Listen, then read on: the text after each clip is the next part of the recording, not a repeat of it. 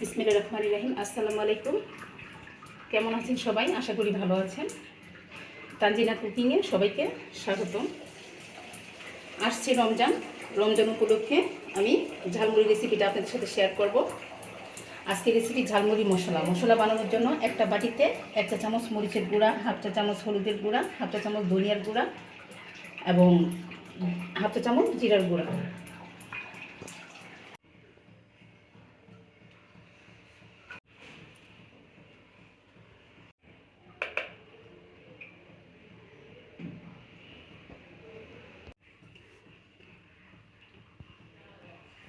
এই গুঁড়া মশলাগুলো পানিতে গুলিয়ে নিচ্ছি।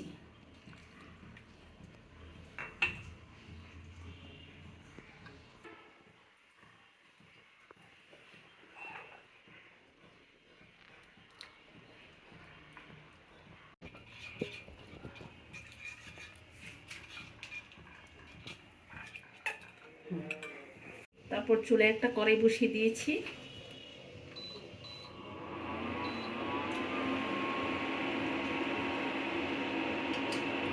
বিসমিল্লাহ। তারপর 1 কাপ সরষের তেল দিয়ে দিচ্ছি।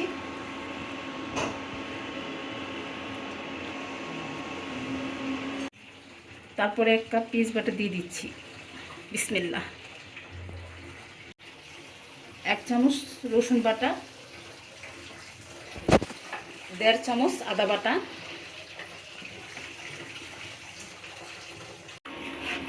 তারপর একটু সময় নিয়ে ভেজে নিচ্ছি যেন আদা রসুনের গন্ধটা চলে যায়।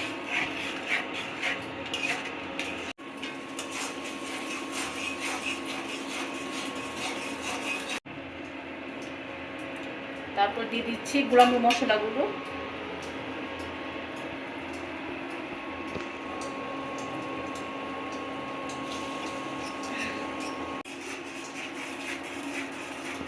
তারপর দিয়ে দিচ্ছি স্বাদ মতো লবণ, মানে আমি বিট লবণটা দিয়ে দিচ্ছি। তারপর একটু সাদা লবণ দিয়ে দিচ্ছি।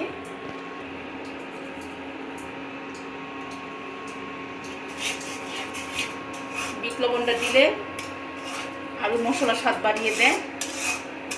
ভালো করে নেড়ে চেড়ে তারপর দিয়ে দিচ্ছি গরম মশলা।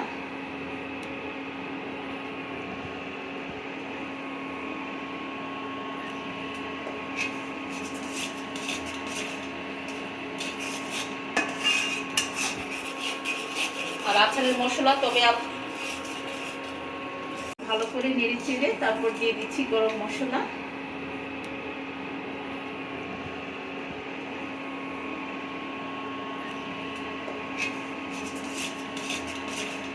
ভালো করে নেড়ে চেড়ে তারপর দিয়ে দিচ্ছি গরম মশলা।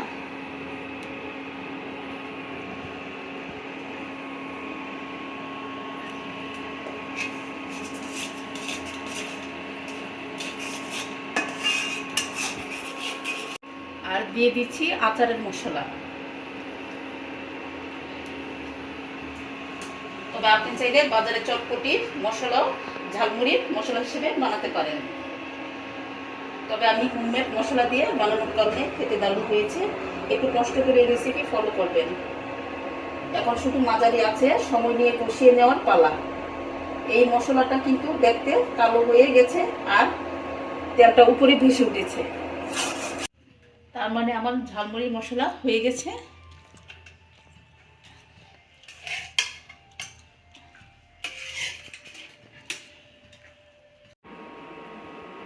এখন একটা বাটিতে আমি ঢেলে নিচ্ছি। দেখুন কালারটা কত সুন্দর।